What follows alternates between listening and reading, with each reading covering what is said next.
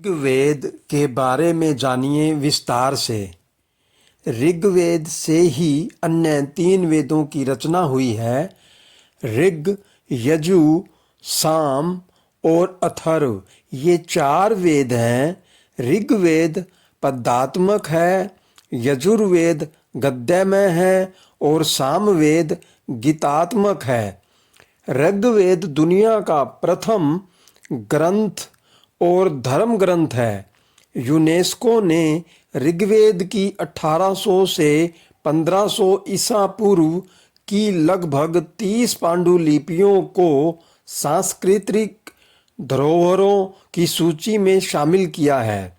ऋग्वेद की रचना संभवतः सप्त सैंधव प्रदेश में हुई थी।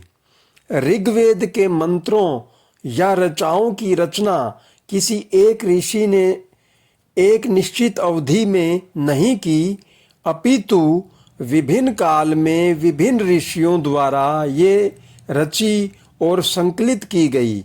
इसमें आर्यों की राजनीतिक प्रणाली एवं इतिहास के विषय में जानकारी प्राप्त होती है। इसमें भौगोलिक स्थिति और देवताओं के आवाहन के मंत्रों के साथ बहुत कुछ है। ऋग्वेद की रचनाओं में देवताओं की प्रार्थना, स्तुतियाँ और देवलोक में उनकी स्थिति का वर्णन है। इसमें जल चिकित्सा, वायु चिकित्सा, सौर चिकित्सा, मानस चिकित्सा और हवन द्वारा चिकित्सा का आदि की भी जानकारी मिलती है। ऋग्वेद में च्यवन ऋषि को पुनः युवा करने की कथा भी मिलती है। ऋग्वेद में यातुधानों को यज्ञों में बाधा डालने वाला तथा पवित्र आत्माओं को कष्ट पहुंचाने वाला कहा गया है।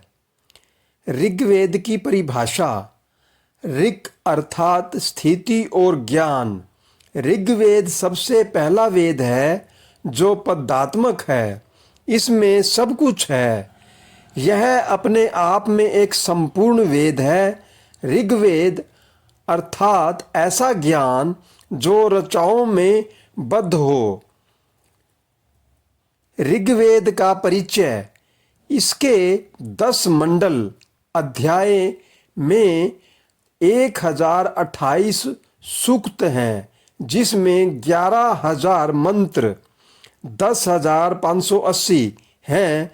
प्रथम और अंतिम मंडल समान रूप से बड़े हैं। उनमें सूक्तों की संख्या भी 191 है। दूसरे से 7वें मंडल तक का अंश ऋग्वेद का श्रेष्ठ भाग है।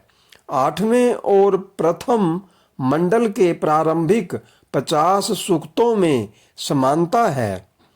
इसका 9वां मंडल सोम संबंधी 8 मंडलों के सूक्तों का संग्रह है। इसमें नवीन सूक्तों की रचना नहीं है। 10वें मंडल में प्रथम मंडल की सूक्त संख्याओं को ही बनाए रखा गया है, लेकिन इस मंडल सभी परिवर्तीकरण की रचनाएं हैं। 10वें मंडल में औषधि सूक्त यानी दवाओं का जिक्र मिलता है। इसमें औषधियों की संख्या 125 के लगभग बताई गई है, जो कि 107 स्थानों पर पाई जाती हैं। औषधि में सोम का विशेष वर्णन है। ऋग्वेद में कई ऋषियों द्वारा रचित विभिन्न छंदों में लगभग 400 स्तुतियाँ या रचनाएं हैं। ये स्तुतियाँ अग्नि, वायु, वरुण, इंद्र, विश्वदेव, मरुत, प्रजापति, सूर्य, उषा, पूषा, रुद्र, सविता आदि देवताओं को समर्पित हैं।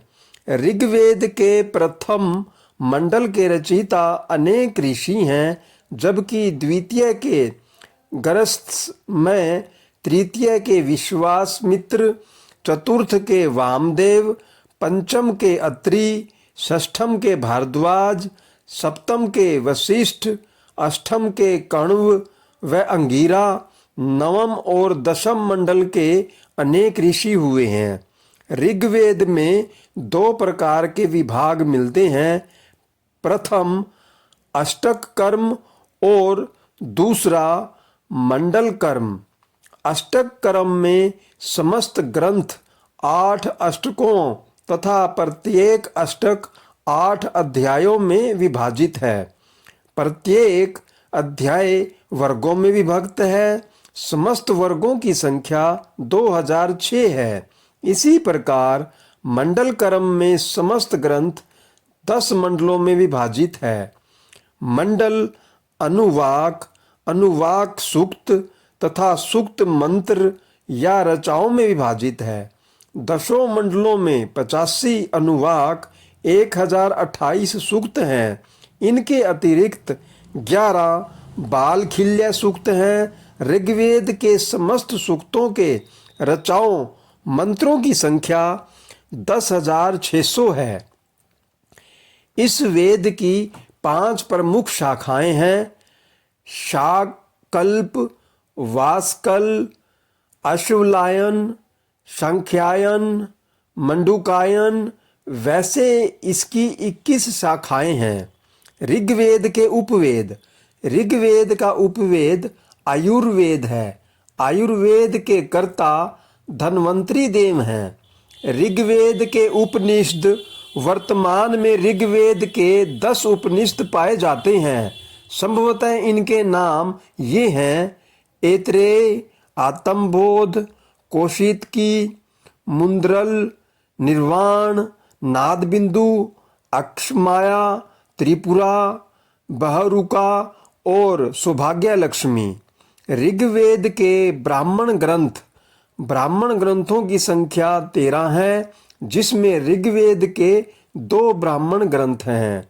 एक ऐतरेय ब्राह्मण और दूसरा कौशितकी। वेद के मंत्र विभाग को संहिता भी कहते हैं। संहिता परक विवेचन को आरण्यक एवं संहिता परक भाष्य को ब्राह्मण ग्रंथ कहते हैं। कृपया चैनल को सब्सक्राइब करें, लाइक करें, शेयर करें, ताकि हम इस तरह की और भी आपके लिए वीडियोस बनाते रहें।